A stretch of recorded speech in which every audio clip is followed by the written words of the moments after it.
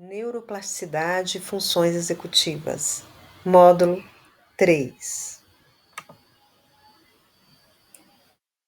Para entendermos a plasticidade cerebral e as funções executivas, precisamos lembrar como o cérebro se comunica, e por isso faremos uma pequena revisão. Tudo começa com os neurônios. Lembram? As células que formam a base da comunicação no sistema nervoso. Fiz analogia em aula da mão, né? Sendo os dendritos, as extremidades dos dedos, a palma da mão seria a soma, o corpo celular, e o braço, o axônio, e teríamos no ombro os terminais axonais. Então, podemos imaginar o cérebro como uma imensa rede elétrica viva composta por essas estruturas, em que cada um desses neurônios é um fio condutor que é capaz de receber, processar e transmitir informações químicas ou elétricas. Vamos relembrar cada parte dessa estrutura que compõe os neurônios? Então, nós temos os dendritos, que são como se fossem antenas que captam os sinais vindo de outros neurônios. Quanto mais ramificados, maior a capacidade de recepção de informações. Então, pense em uma árvore. Os galhos seriam esses dendritos. E quanto mais ramificado, mais, o galho for extenso, mais aumenta a área de contato e, portanto, a troca de informações. Isso é importante para a gente entender a neuroplasticidade. Outra estrutura é a conhecida soma ou corpo celular, que é a palma da mão, na analogia que fizemos. Nesse lugar seria conhecido como o centro das decisões. É ali, que o neurônio integra os sinais recebidos e decide se enviará ou não impulso elétrico adiante. Então pensa num processador, O processador de um computador, ele avalia se um comando deve ou não ser executado. Então, seria o que a soma ou o corpo celular teria função. Outra estrutura muito importante que compõe os neurônios, que esse prolongamento, que a gente fez a analogia dos nossos braços, do braço, ele seria o axônio, ou seja, o fio condutor, que leva a mensagem até outro neurônio. Pode ser também um músculo ou até uma glândula. Ele pode variar de tamanho, tendo poucos ou vários centímetros, podendo chegar até 1 metro, dependendo de onde essa informação precisa chegar. Então, imagine uma estrada. Vamos fazer analogia com essa estrada, por onde a informação viaja, e é para ela ter uma alta velocidade, quanto mais organizada, estruturada essa estrada, melhor vai ser a condução. Com mais rapidez, a informação vai chegar ao carro, no caso da estrada. No caso do neurônio, a gente precisa de outras estruturas, conhecida como bainha de mielina, que é a parte da gordura que envolve o axônio. Lembra quando a gente falou em aula e mostrei a imagem e tinha, o encéfalo, a parte mais das extremidades, que eram mais cinzentas, que a gente chama de parte cinzenta, que era composta pelo núcleo, a soma ou corpo celular, vamos dizer assim, e a parte branca, do cérebro, Seria esses feixes axonais, ou né, esse conjunto de axônios. Por que que é branca? Por conta dessa gordura que o envolve, né? Vocês lembram disso? E é responsável por essa gordura, ou seja, é a bainha de mielina, que ela acelera a condução, porque seria como se fosse um reinvestimento do fio elétrico, né? Quando a gente pensa, se a gente pensar numa analogia com é, a fonte de um computador, então tem o fio que conduz a eletricidade e ele tem um revestimento. Esse revestimento auxilia para que as informações não se percam um pouco ou diminua a velocidade pelas questões externas. Vamos chamar assim de o sinal vazar, né? E essa velocidade fique menor. A gente falou também sobre as células da glia, lembra? Que elas são células nervosas, mas elas estão ali para ajudar na manutenção, né, na nutrição, na proteção dos neurônios. Existem células gliais, né, os oligodritos, no sistema nervoso central, porque no sistema nervoso periférico são outras células gliais, que é de Schumann, eles que revestem o axônio e que formam a bainha de mielina. Em alguns casos, como na esclerose múltipla, por exemplo, essa bainha de mielina ela está danificada e a velocidade dessa informação pode estar prejudicada. Assim como também já tem achados, né, de pesquisa científicos que pessoas com T21, na trissomia do cromossomo 21, conhecida como síndrome de Down, também tem uma produção de mielina deficitária, o que responde à questão de tudo ser mais lentificado, as informações demorarem a chegar, né, no seu destino. Então, a bainha de mielina, com também os nódulos de Javier, que são como se fossem ilhas entre uma bainha de mielina e outra. Imagine o braço, então ele é revestido pela bainha de mielina, mas há espaços entre uma bainha de mielina e outra, que é chamado de nódulo de Javier. Nesses espaços há um impulso saltatório. Esse impulso saltatório iria aumentar a velocidade também da informação. Então, é como se o sinal desse pequenos pulos entre as ilhas de mielina. Isso aceleraria muito a comunicação neuronal, né? Essa condução saltatória. Vamos também relembrar sobre as estruturas cerebrais, né? E com elas os hemisférios. Então, quando falamos da estrutura cerebral, precisamos lembrar que o cérebro é dividido em dois hemisférios. Imagine também, ainda com as mãos, onde a mão direita fechada encontra-se com a mão esquerda fechada. E elas se conectam pelo corpo caloso, que é onde une um hemisfério ao outro. Então, nós temos o hemisfério direito e o hemisfério esquerdo. E eles funcionam como dois lados de uma mesma engrenagem, distintos nas especializações, mas totalmente integrados quanto ao funcionamento. Então, o hemisfério esquerdo é tido como mais analítico, mais racional. Ele se destaca, aliás, pela linguagem, pelo raciocínio lógico e também nas habilidades matemáticas.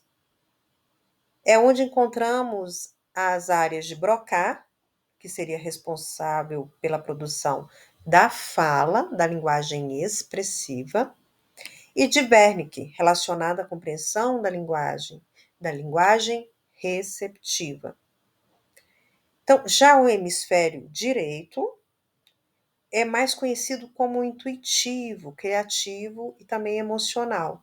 Então, ele atuaria na percepção espacial, por exemplo, na interpretação da prosódia, que é a entonação que você dá, o momento, a melodia que você dá na voz e que imprime muitas vezes uma capacidade de interpretação, né, que você coloca falando baixo, fazendo questionamentos, pontuando, exclamando, enfim, é através da prosódia, que é uma dificuldade às vezes presente em algumas pessoas, dentro do espectro autista, por exemplo. Né? Ela tem uma dificuldade às vezes de tanto de interpretar como de colocar essa prosódia, né? Essa entonação dentro da frase.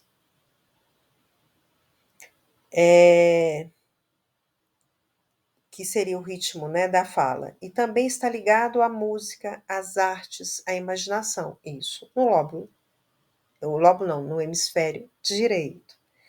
Mas é importante frisar, nenhum lado trabalha sozinho. Mesmo uma tarefa simples, como contar uma história, envolve os dois hemisférios. O esquerdo organiza a sequência lógica das ideias. Por exemplo, o direito vai dar entonação, emoção e a expressividade à narrativa. Então, eles vão trabalhar, com certeza, de forma integrada, né? Quando pensamos em atenção e aprendizagem, por exemplo, precisamos entender que o cérebro tem uma capacidade limitada de processamento simultâneo. Né? Algumas pessoas têm mais capacidade, outras menos, de fazer atividades simultâneas, de uma atenção simultânea. Né? Tarefas que competem pelas mesmas redes cognitivas, por exemplo, vamos dizer, ler enquanto se ouve uma música com letra, pode acabar disputando os mesmos recursos atencionais. Isso reduz a eficiência da memorização e o nível de compreensão também. Ou seja, quanto mais dividimos a atenção, menos o cérebro consegue consolidar o aprendizado. Então, algumas pesquisas dizem o seguinte: aquelas pessoas que conseguem, gostam e se beneficiam de ler, por exemplo, estudar ouvindo música, que essa música seja música instrumental que não te remeta a nenhuma letra. Por quê? Você vai estar usando uma parte do cérebro para decodificar, né, interpretar o que você está lendo, o que você está estudando. E dessa forma, se você tiver uma melodia, mesmo que só está a melodia, mas você conhece a letra, isso vai interferir no momento de estudos. Então, a sugestão seria que, se você consegue, isso te beneficia, que você estude mesmo, mas ouvindo uma melodia que você não conheça a letra, apenas mesmo a questão instrumental, né? Ali para te acalmar, para te deixar mais tranquilo, enfim, né? Mas que não tenha a letra envolvida para não haver essa competição. Vamos falar também um pouquinho dos lóbulos. Nós sabemos que são 5 e já estudamos sobre eles, né? Então, vamos relembrar que são 5 lóbulos. O lobo frontal, que se eu pensar aqui na minha cabeça, seria a parte da testa, né? Mais próxima à testa, mais frontalmente. Onde está localizado as funções executivas, objeto da nossa fala de hoje, que seria planejar, decidir, inibir impulsos, a gente vai estudar bem isso, resolver problemas, expressar emoções também. É também onde está o nosso senso de propósito e de responsabilidade. E a gente vai falar lá na frente que ele tem uma maturação bem demorada, que pode chegar a se finalizar apenas aos 25 anos. Então, é uma região muito complexa e que vale a nossa atenção. Existe também o lobo parietal, que ele está mais acima na cabeça, pensando, né? Mais depois do lobo frontal, pensando nessa visão da testa, atrás, né? Onde a gente coloca um fone de ouvido, por exemplo, se ele, né, for como se fosse uma diadema, enfim, é onde estaria localizado o lobo parietal, e ele integra as informações sensoriais do corpo, que permite a orientação espacial, a coordenação motora e até a percepção tátil. Então, tem uma parte que é somatosensorial, né? E ela está localizada no lobo parietal. Nós também temos o lobo temporal, mais lateral, próximo ao nosso pavilhão auditivo, né? A nossa orelha, nosso ouvido. É essencial, então, para a audição, a memória e a compreensão da linguagem. Então, é uma especialização, lembrando novamente que não trabalham juntos e dissociados de outras partes cerebrais. Especialmente na área de Wernicke. A área de Broca, ela está um pouco mais adiante, próximo ao lobo frontal. O lobo occipital, mais próximo à nuca, né, que é a parte posterior, teria como principal responsabilidade o processamento visual.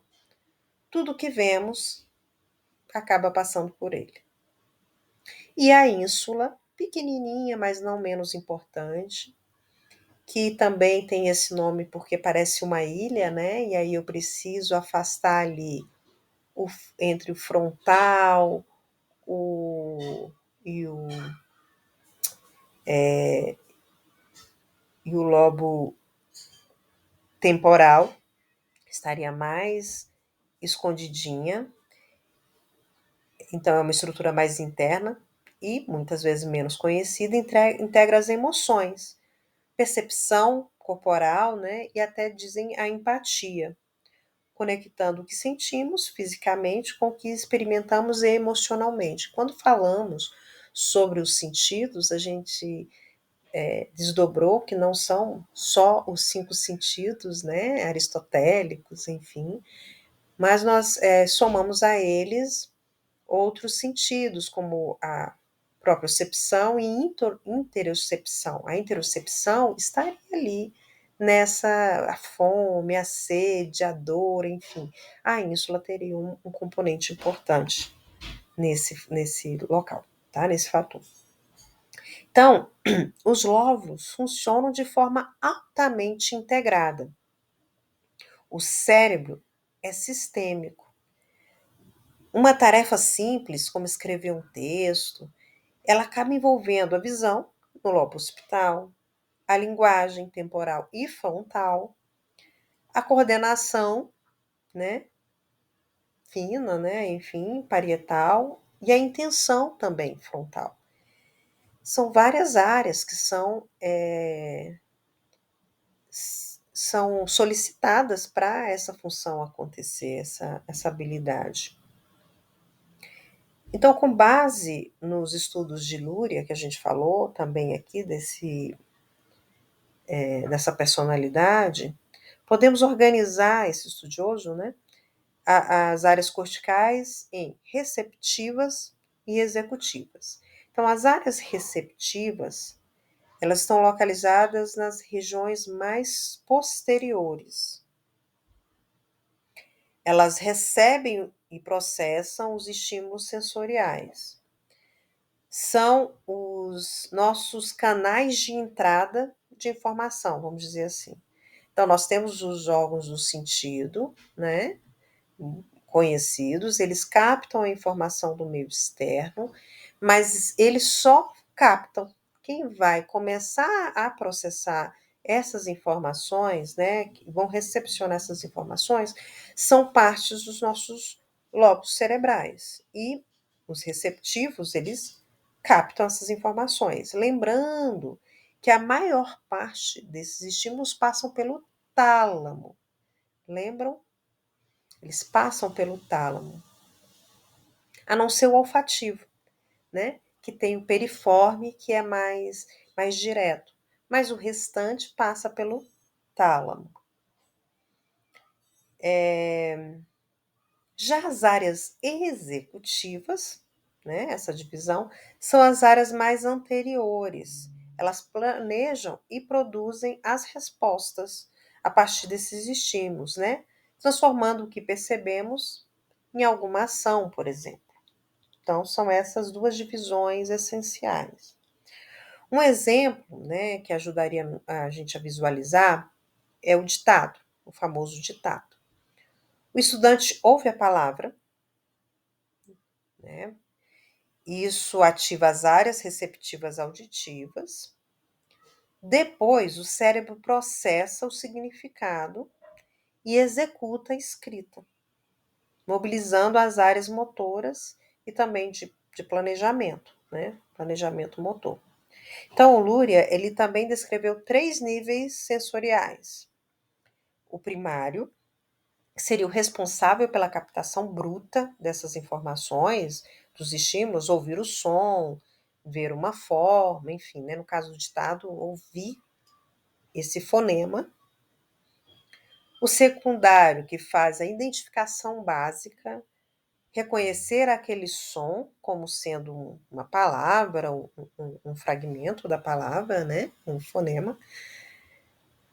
Aquela, ou se for a forma, né? Uma questão visual, sendo a letra, enfim. E o terciário seria o nível de associação bem mais complexa, né? Onde o cérebro conecta informações, experiências e emoções para dar significado ao que aprendemos, né? E aí, quando você chega no terciário, é que mais importa para nós a questão da aprendizagem, mas é claro que para chegar ao terciário, todos os outros caminhos foram importantes. Então, é exatamente nesse nível terciário que ocorre a aprendizagem significativa, né? Aquela em que o novo conhecimento se integra a experiências que você já possui, prévias. Reconhecimento, discriminação, por exemplo, identificação e execução.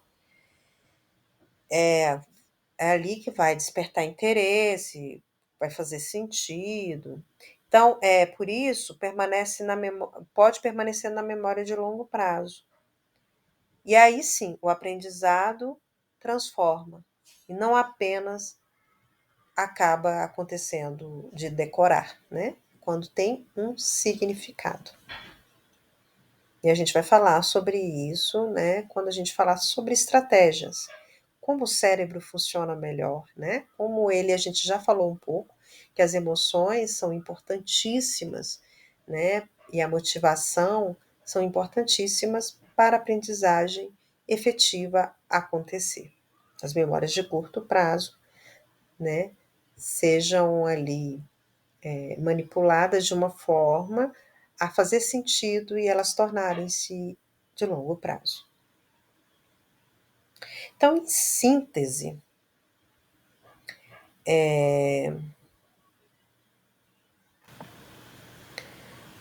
os neurônios e as células gliais fornecem uma rede incrivelmente organizada e dinâmica para que tudo funcione.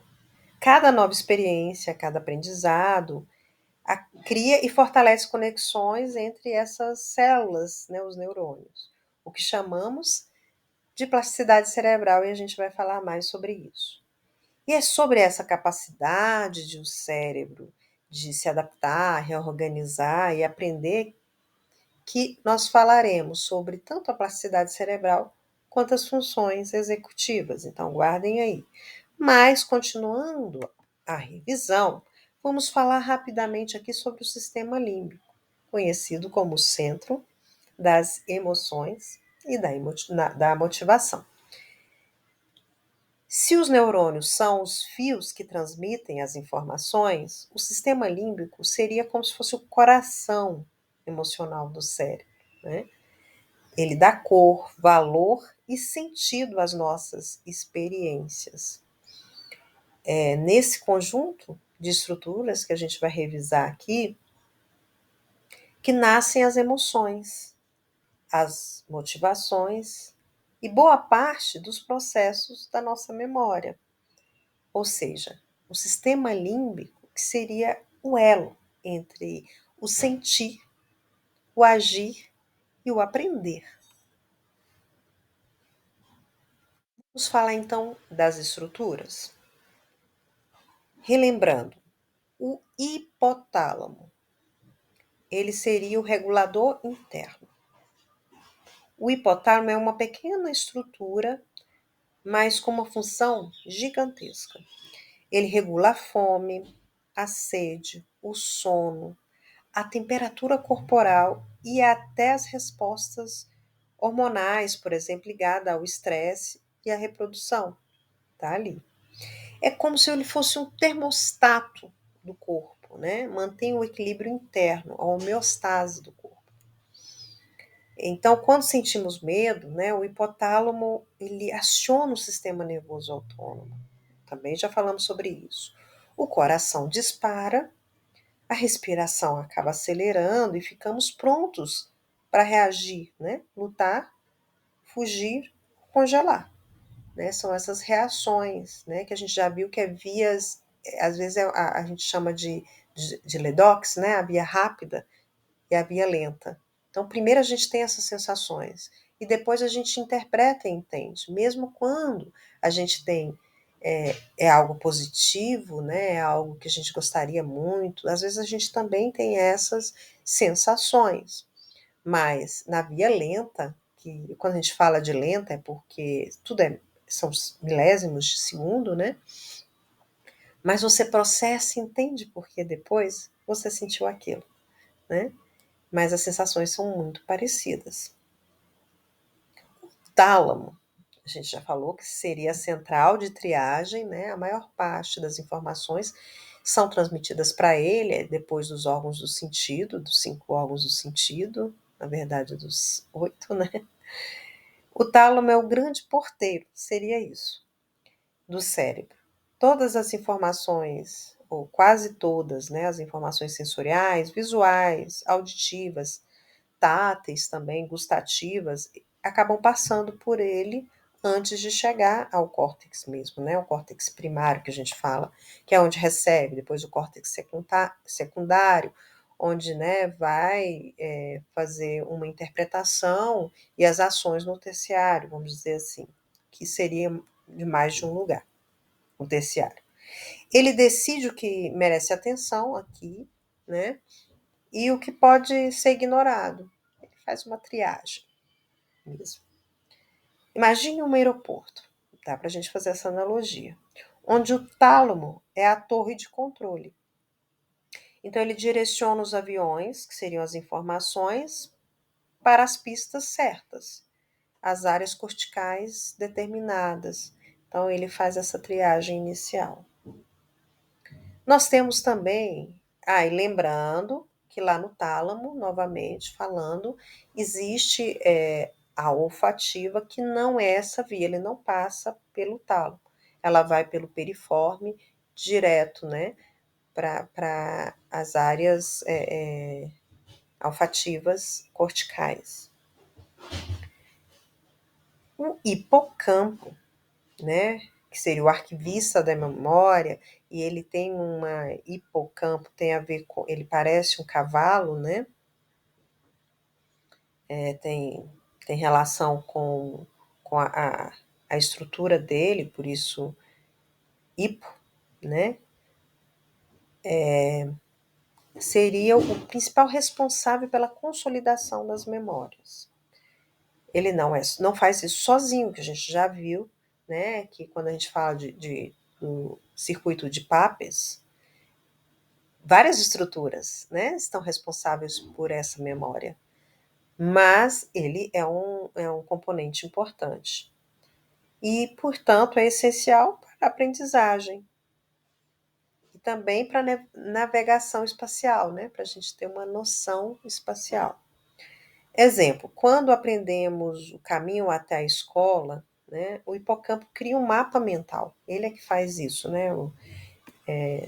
Você vai se organizando e isso é bem personalizado da forma como você vai se estruturando, né? É um mapa mental mesmo, né? Ele é bem personalizado. Qual é a ligação com a aprendizagem? É nele que as experiências da sala de aula, né, ela acaba se transformando em memórias estáveis, principalmente quando a emoção está envolvida. E vimos que o sono é um momento importante, né, que é nele que essas memórias são muitas vezes consolidadas. Vamos falar também da amígdala.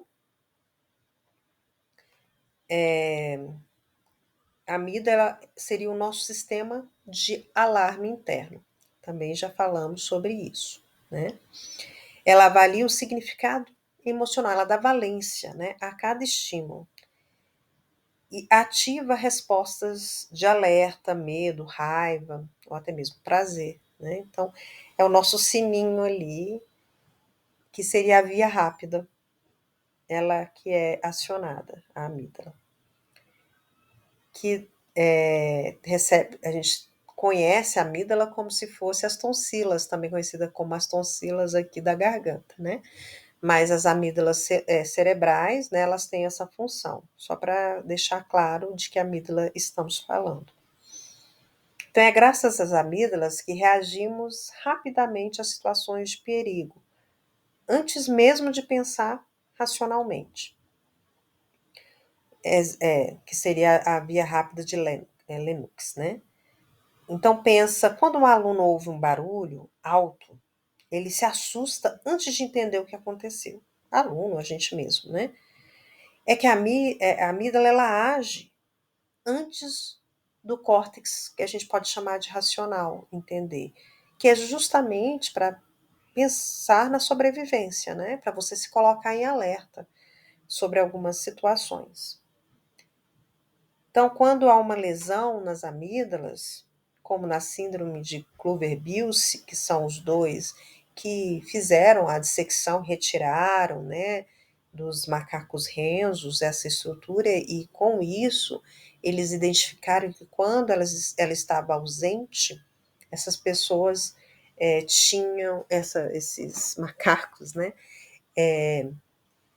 tinham um comportamento de não se importar com os seus predadores, por exemplo, né? E aumentava também a questão da sexualidade.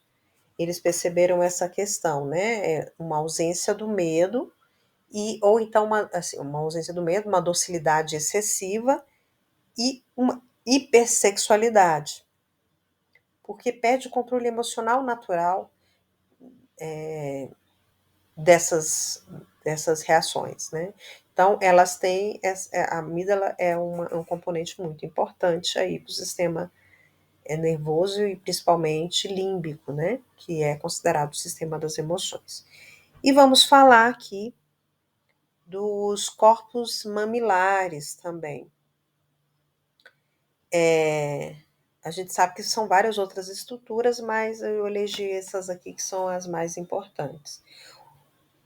Os corpos mamilares, né, que é a ponte entre a emoção, muitas vezes, e a memória, eles são pequenos nódulos que que ligam, né, o hipotálamo ao hipocampo, por exemplo, né, participando daquele circuito que a gente já conversou, que é o circuito de Papez, né, que integra emoção e memória. E aí elas são essenciais, essas estruturas, para uma experiência emocional se transformar em uma lembrança mesmo afetiva, né, nesse circuito de papéis. Exemplo, lembrar com muita emoção de uma música que marcou a infância, né? Acaba envolvendo esse circuito, que é o hipocampo, corpos mamilares, tálamo, córtex, né? E a gente lembra que existem outras estruturas, né? Córtex cingulado, enfim, várias estruturas que compõem esse circuito chamado circuito de Papez.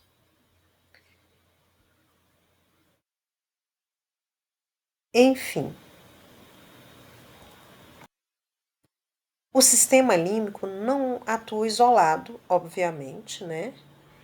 Ele se comunica com o córtex frontal, que é a região das funções executivas, novamente falando sobre isso, que é responsável por planejar e controlar as emoções. E essa conexão é nela que nos permite, por exemplo, conter o impulso, tomar decisões éticas ou manter a atenção mesmo diante de emoções intensas. Então, é no contato com a cultura, né, nessa maturação, que todo o nosso sistema nervoso se desenvolve, e essa maturação né, das funções executivas, né, dessa parte frontal, ela acontece ao longo dos anos, né? E pesquisas dizem que ela pode ser que finalize aos 25. Né? Então, vamos fazer também uma analogia aqui para a gente ter essa compreensão. Podemos pensar no sistema límbico como o motor de um carro.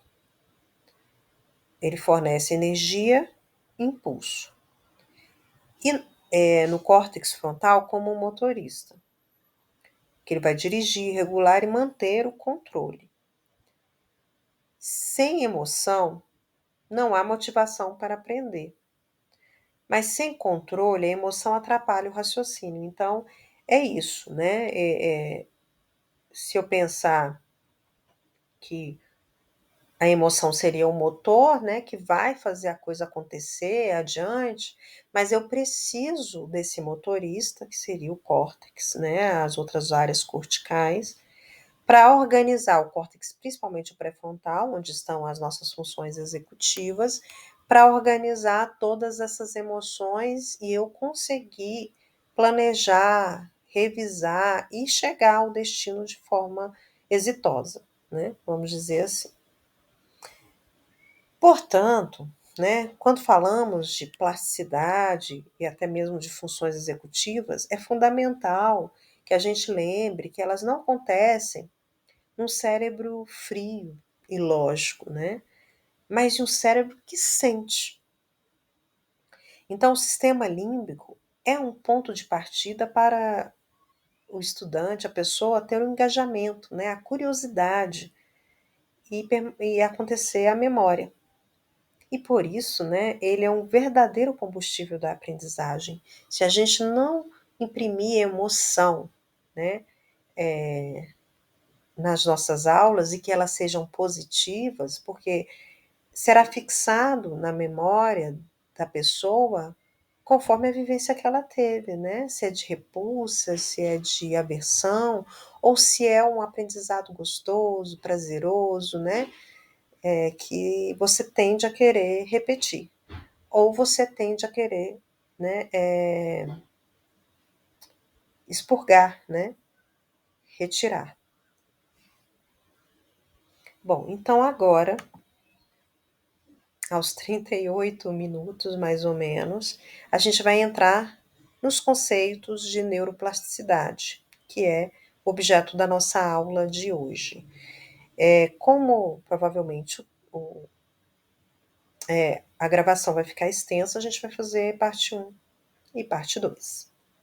Vamos lá então sobre os conceitos de plasticidade cerebral ou neuroplasticidade. Então, nós temos aqui dois teóricos importantes, o Antônio Damasio e o Candel.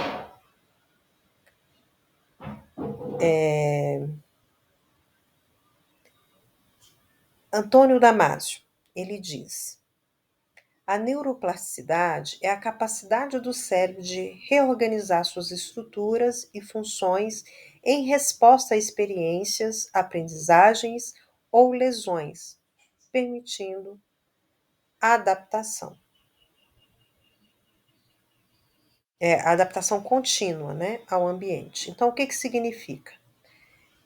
Ele é um neurocientista, né, o Antônio Damasio, vamos, né, lembrar quem é, que é português, então é um neurocientista renomado, né?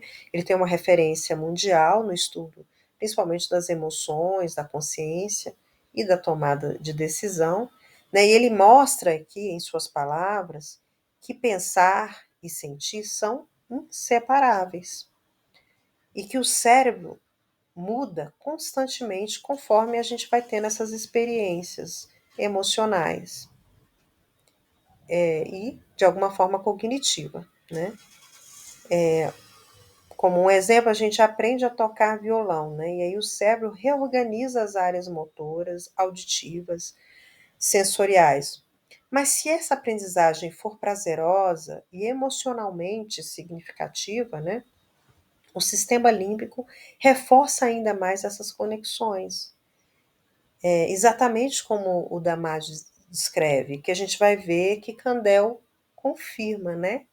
É, morfologicamente, ele consegue biologicamente comprovar que isso acontece.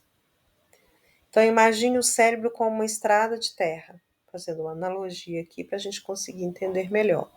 Cada vez que repetimos uma experiência, um pensamento, uma prática, uma aprendizagem, tomamos um trilho, muito mais, formamos um trilho, aliás, né? Muito mais fundo, né? Vai ficando as marcas ali, vamos dizer assim, dos pneus, né? Com o tempo, essa trilha vira uma estrada mais pavimentada, conforme você vai revisitando, né, aquele local. Então, uma nova rota neural consolidada acontece. E aí isso é a plasticidade em ação. Seria isso que nós temos aqui nessa frase de Antônio Damasio. Ele precisa da emoção, e quanto mais você experiencia aquela, aquele evento, né? Quanto mais você repete aquele evento, mais pavimentado, mais forte fica aquele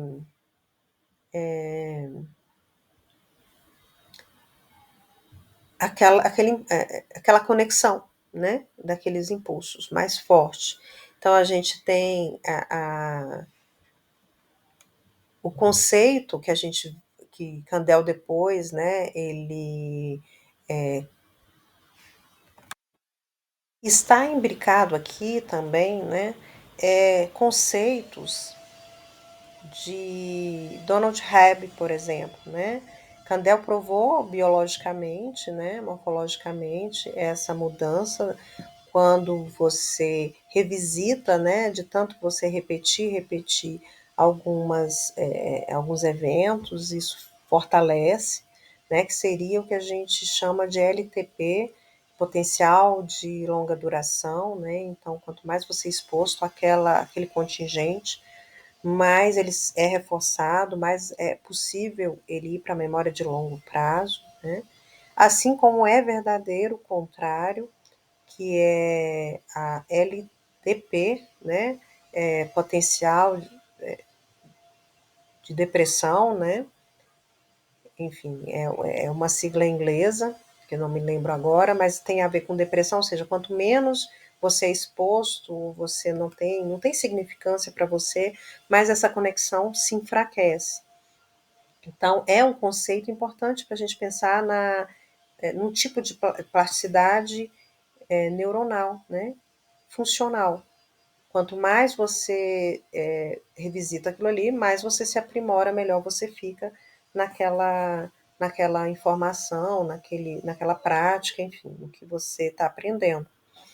E aí a gente pode chamar o Donald Hebb, que é um canadense, e ele já reafirmava isso, mas ele, ao contrário de Kandel, não teve como também fazer comprovações de experimentos sinápticos ali, humanos não,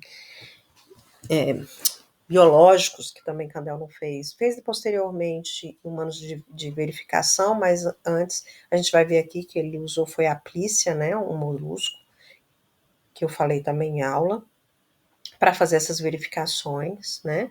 que é um molusco que é grande, né, e tem as estruturas neuronais simples, né, que fica mais fácil de serem avaliados.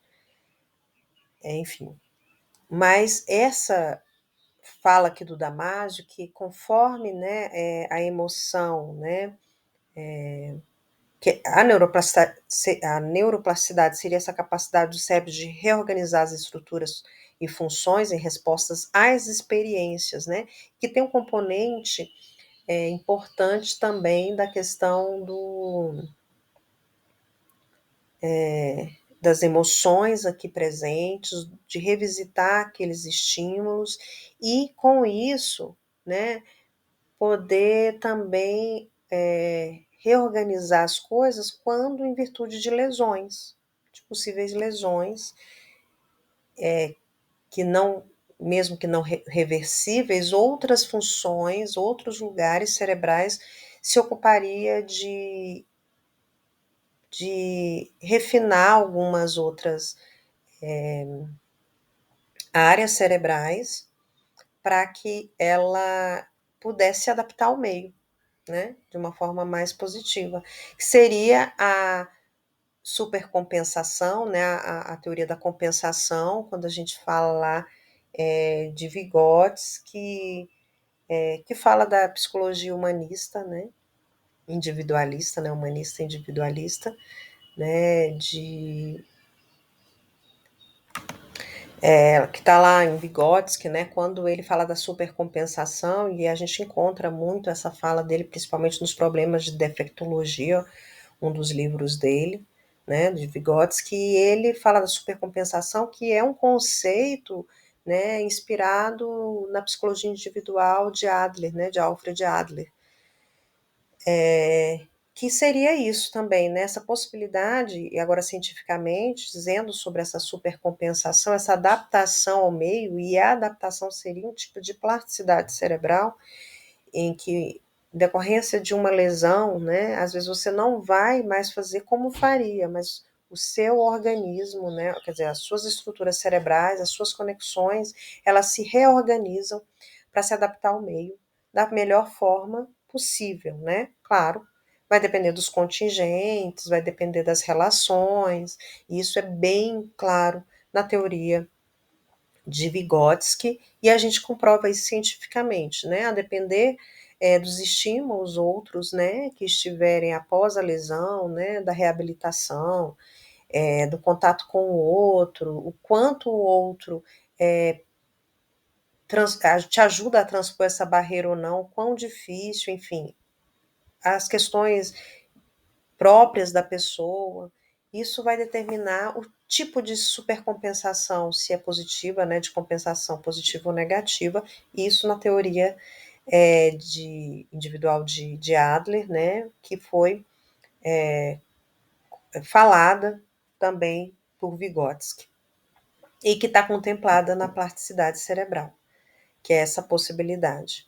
Nós temos Kandel aqui, já viajei bastante aqui, porque remete a várias outras questões, né? Que também traz um conceito. Ele diz: a experiência modifica os circuitos cerebrais, alterando a força e o número de sinapses, o que constitui a base biológica da aprendizagem e da memória, que seria o LTP, né? A potencial de longa duração, que é uma sigla, mas que é em inglês, né? Que quanto mais você se expõe àquele contingente, mais reforçado fica aquelas conexões. E se eu for de novo falar de Donald Hebb, né, que é a lei de Hebb, que é neurônios que se disparam juntos, permanecem juntos, né, eles se fortalecem. Quanto mais você aprende sobre uma coisa, mais você tem a ancoragem para aprender outras coisas, mais você revisita, melhor você fica. Ou seja, a repetição, mesmo que ela não seja igual, ela te ajuda a fazer a consolidação. Assim como um aprendizado pontual, que talvez a gente não chame do aprendizado em si, mas algo que você realizou, uma habilidade que você realizou ali rapidamente, mas que não precisou dela mais, a tendência é o contrário, você excluir, você eliminar de alguma forma aquele conhecimento, né? O seu cérebro diminuir o potencial de conexão. A partir é um tipo de plasticidade que a gente vai ver aqui.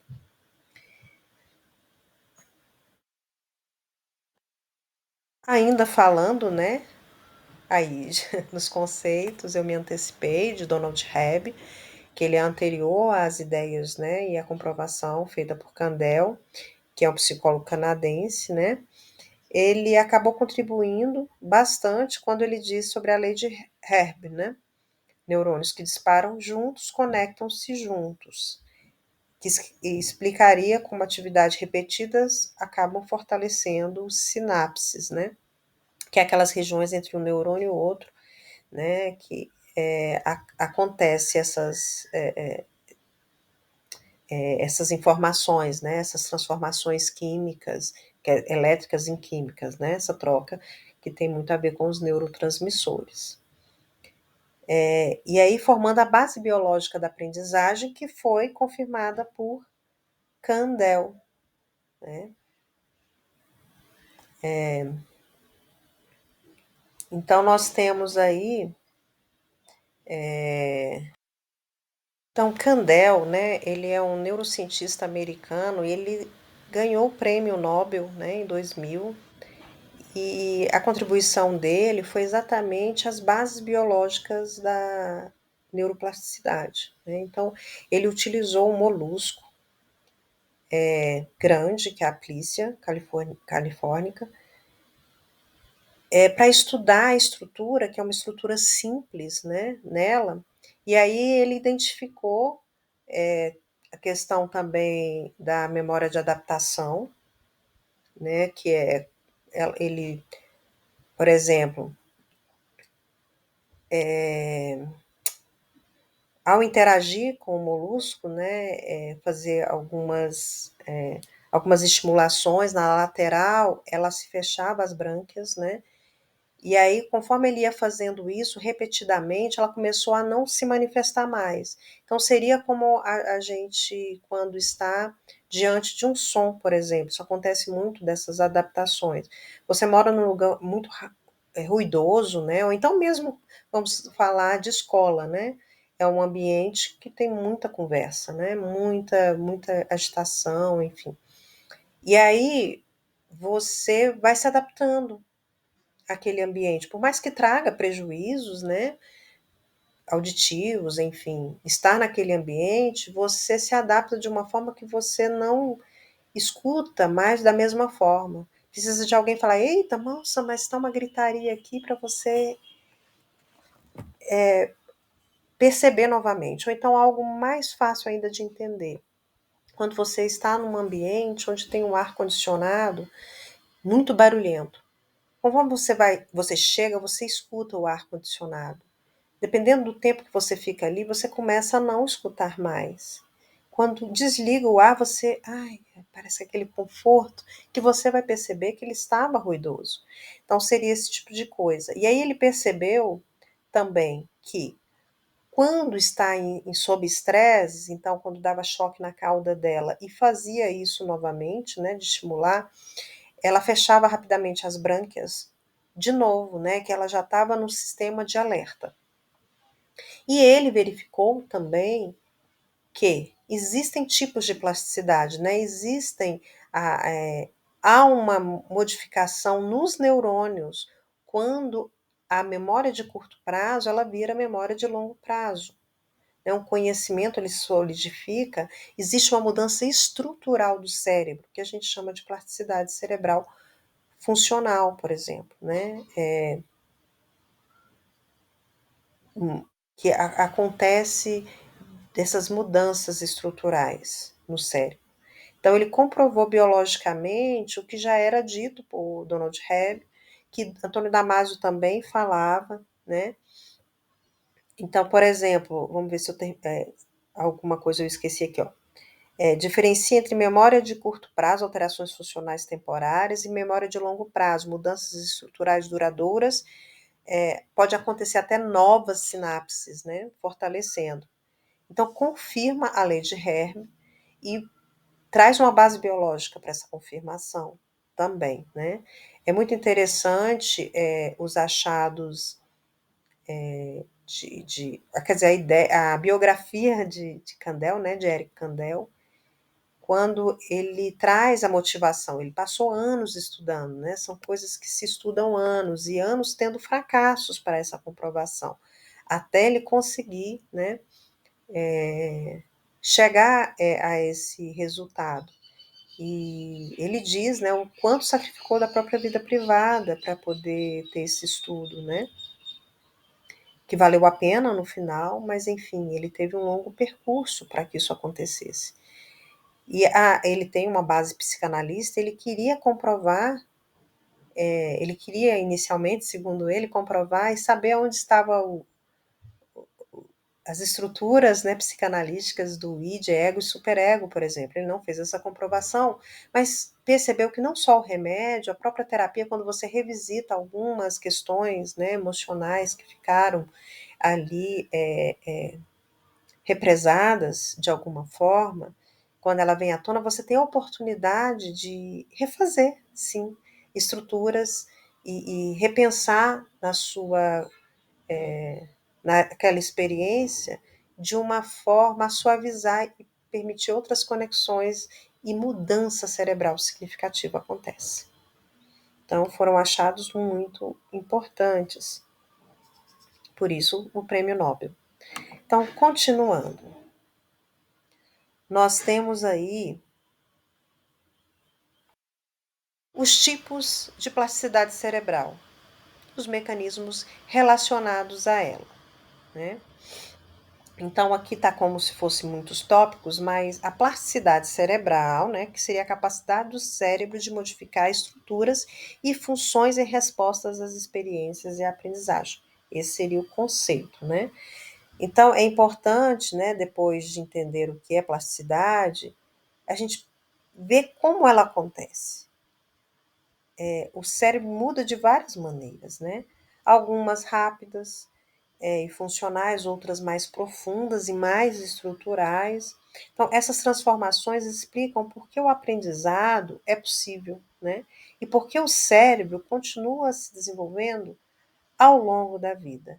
Então, uma analogia que foi feita em aula, né? E eu estou repetindo nessa aula gravada, é da massinha de modelar, né? Hoje já se sabe, teve uma época que se imaginava que o cérebro ele tinha apenas um período de plasticidade e ali finalizava na primeira infância, principalmente, ou durante a infância ou até a adolescência, e depois se estagnava. Hoje já se sabe que essa plasticidade é ao longo da vida.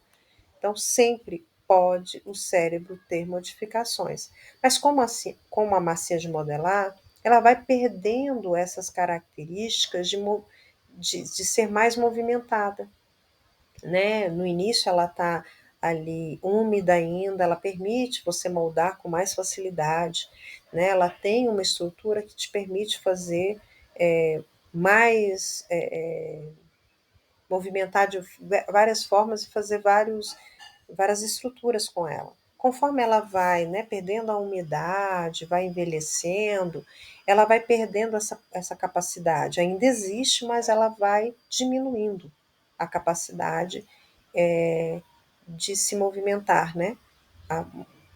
A capacidade plástica da massa, né? Então seria assim o cérebro também, ao longo da vida, mas a gente vai perdendo essa capacidade, vai endurecendo, né? Vai ficando um pouco mais rígido, principalmente conforme você vai tratando, né, a sua vida, tendo ou não ginásticas cerebrais, ou estudando ou não, né? Você vai tendo boa nutrição, bom sono e também bons estudos, né, boas atividades que desenvolvam o cérebro.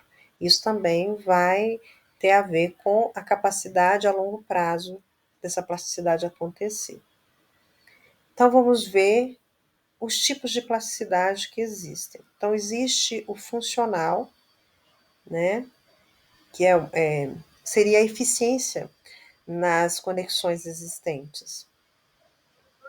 Então é o tipo mais rápido e temporário de plasticidade. Por exemplo, acontece quando o cérebro melhora a eficiência das conexões já existentes, né? Elas já existem entre os neurônios, mas ela não cria novas conexões. Então é quando você treina, né?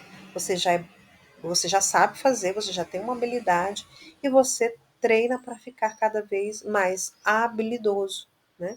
Quando a gente vai falar de habilidades e competência, para que você seja um jogador de futebol, você tem várias habilidades que você desenvolve para você ser competente no dia do jogo, né? Que é a aplicação dentro de um contexto, seria a competência. Em diversos contextos de jogar bola, não só naquele campo, não só com aquelas pessoas, ser criativo. Mas primeiro, né, você precisa adquirir aquela habilidade, então conexões elas surgem, que vai ser estrutural. Posteriormente, você vai treinar e vão ter plasticidades funcionais, vai ficar mais habilidoso naquilo ali.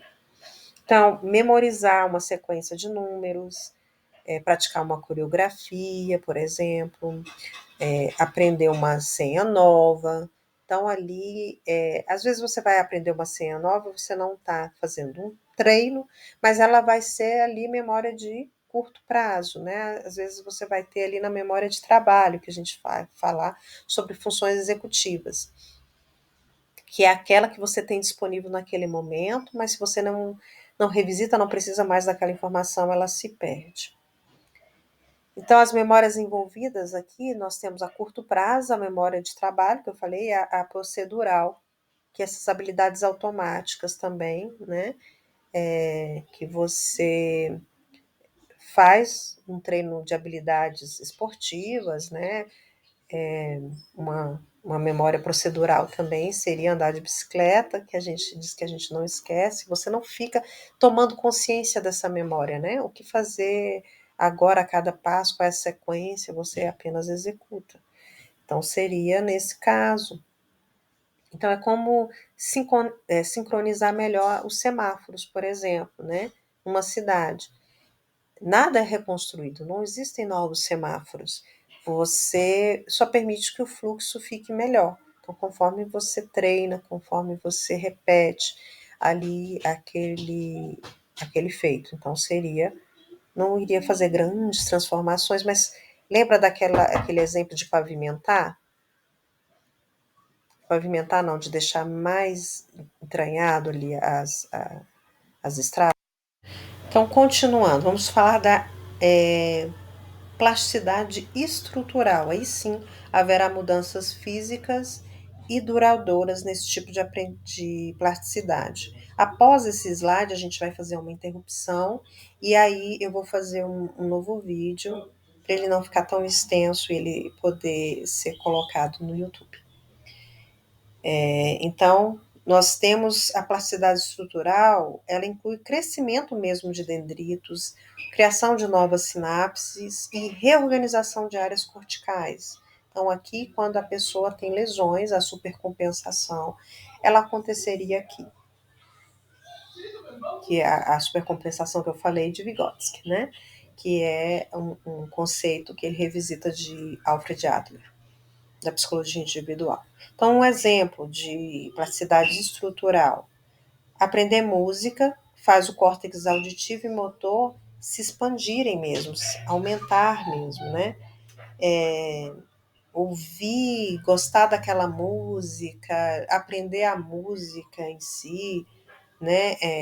Tanto você pensar nos instrumentos em si, traz um prazer e ela vai ter uma memória de longo prazo ali, que é um aprendizado que você está num curso, por exemplo, de música. A alfabetização também vai permitir uma mudança estrutural, uma aprendizagem a longo prazo, que você consegue depois decodificar esses signos linguísticos, né, e associar com os fonemas. Então, principalmente se ela for tardia, né, ela vai ativar essas áreas que não estavam ativadas anteriormente.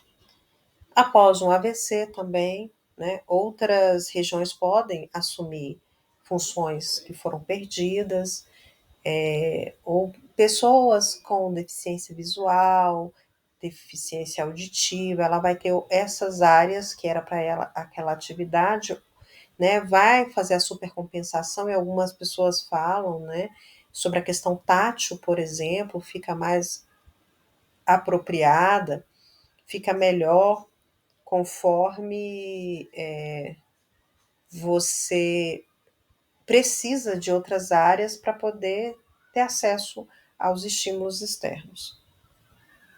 Então, as memórias envolvidas seriam a episódica, né, de eventos que você pessoais, por exemplo, e as semânticas, que é aquela de aprendizagem de significado, né, que tem a ver com longo prazo. Elas dariam uma mudança estrutural mesmo.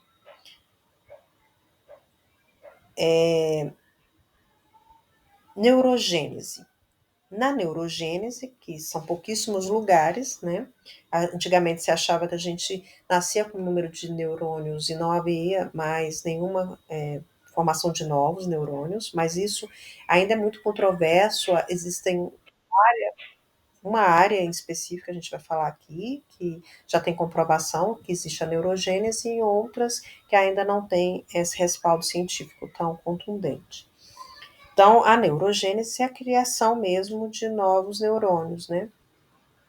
Em áreas específicas. Então, a neurogênese não ocorre em todo o cérebro, ela acaba sendo restrita a regiões específicas que mantêm essa capacidade de regeneração ao longo da vida, e seria aonde? No hipocampo, que é bem no giro dentado do hipocampo, que é uma estrutura que a gente já falou, mas é bem específico do giro dentado, que tem a ver com memória e aprendizado.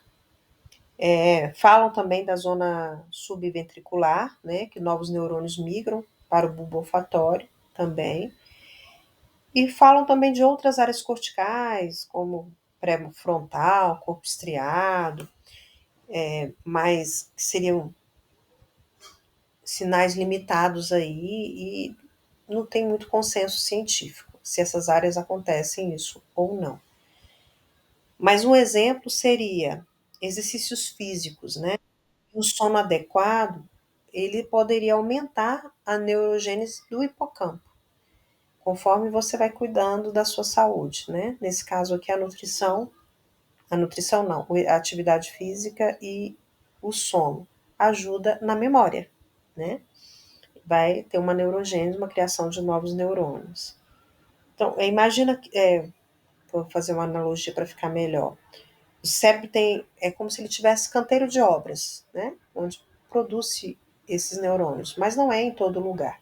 Por isso são canteiros específicos, né? Então são locais que ainda conseguem constituir novos neurônios, enquanto o restante só remodela, né? Funcionalmente ou estruturalmente, como a gente já viu.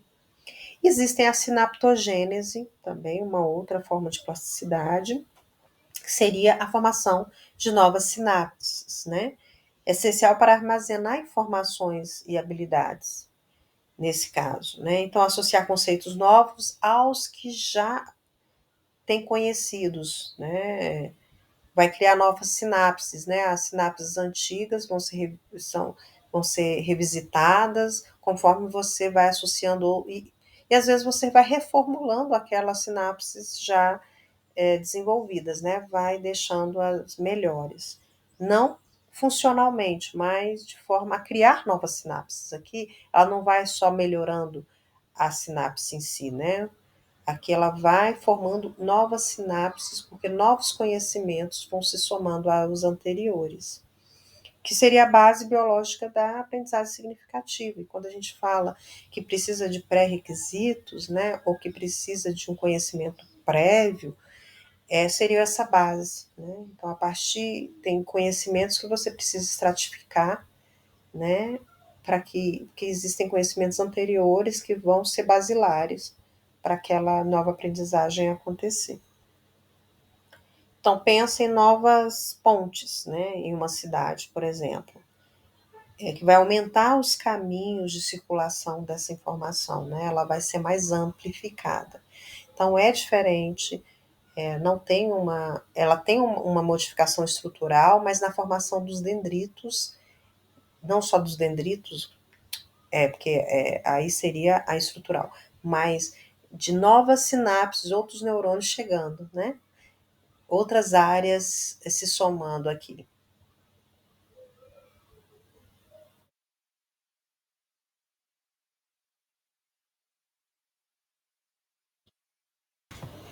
E por fim, né, é a reorganização cortical, que é redistribuição de funções. Né? O cérebro pode redistribuir funções entre áreas importantes após a lesão, que acontece ali nas estruturais, mas também é uma função da reorganização cortical, como eu falei também, da questão do tátil, é, do tátil que vai ficando mais desenvolvido para poder apreender os estímulos externos, já que a visão é um componente que falta, né? Que não está passível de ser usado.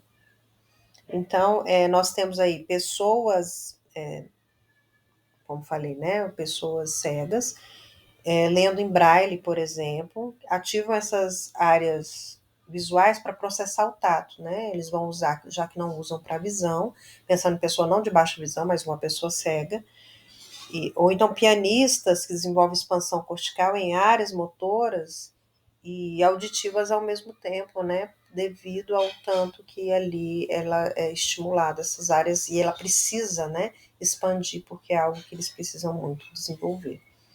Então, seria nessa situação. E aí tem outros conceitos, como poda neural, que não é um tipo de plasticidade, mas é um mecanismo que acontece no cérebro, que é um refinamento das redes, que é a apoptose, né? Ela é justamente uma morte dos neurônios programada, ela vai acontecer em alguns momentos da vida, a gente vai falar no próximo slide, ou seja, no próximo vídeo, a gente vai falar sobre isso. E é importante, né? Ela não é o. Porque algumas pessoas associam a apoptose, né? A poda neural, como algo negativo, que traz, por exemplo, o autismo regressivo pela perda das habilidades, mas já estava programado que haveria uma apoptose, uma morte celular programada, e nesse caso a informação já cerebral, a organização cerebral dessa pessoa já acaba eliminando alguns circuitos neuronais que eram importantes de forma funcional, adaptativa ao ambiente, mas por uma estrutura genética, enfim, é feito essa poda dessa forma que a gente poderia achar desordenada. Mas ela vai acontecer em todos, em períodos mais específicos, na primeira infância, na adolescência e algumas vezes na idade adulta. Ela acontece em vários lugares, mas tem momentos mais críticos, né? Mais que essa poda vai ser mais intensificada. E os períodos críticos de aprendizagem, que são as janelas de oportunidades, e a gente fala muito dos 3 primeiros anos de vida, né, como sendo esses períodos de janela de oportunidades, um exemplo dado até pelo Paulo Liberalesco, que é um neurologista muito importante da atualidade brasileiro. Ele até deu um exemplo sobre a visão. Se você, ao nascer, coloca uma venda nos olhos de uma criança até os 4 anos, quando você retirar, ela vai não ter mais a capacidade de enxergar, né? Mesmo que ela não tenha um aparato biológico que daria a questão da cegueira, por exemplo. Para falar também, né? A pessoa pode falar após aos 8 anos, mas o período crítico, né? E conforme vai ficando mais longe, né? Essa habilidade de acontecer, ele fala mais ou menos, a literatura traz 7, 8 anos, que ainda pode acontecer, mas quanto mais distante, porque é previsto o início de algumas falas elementares simples a 1 ano de idade, né? Algumas palavrinhas começar a serem emitidas. Mas vai ficando com uma fala menos desenvolvida e menos funcional. É óbvio que nós temos hoje terapias para esse desenvolvimento ficar mais eficaz, né, e mais adaptativo ao meio. E a gente continua então no próximo, na próxima gravação, na parte 2.